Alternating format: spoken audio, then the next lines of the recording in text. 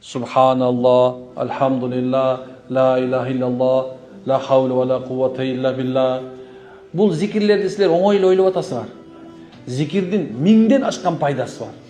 Ошоның бирөөсү, эгер кимде-ким ихлас билан, акыйкат Аллахтын ыраазылыгы үчүн зикир кыла турган болсо, ал тамак болот. Түшүнбөй атасыздар азыр. Кубат, күч болот. Пайгамбар саллаллаху алейхи вассалам бирөө сахаба сурап атқан, "О Аллахтын элчиси, чарчоо мени алып атат. Чарчап атамын. Жумушум оор болгондугунан" дегенде, пайгамбар айтқан, "Субханаллах" 33 жолу айт, "Алхамдулиллах" 33 айт, "Аллах" 34 жолу айт, "Ла илаха иллаллах вахдаху ла шарика ла, лахул мулк ва лахул хамд, ва хуа ала кулли шайин кадир" деп айт. Иншалла Аллах сага кубат күч берет dedi.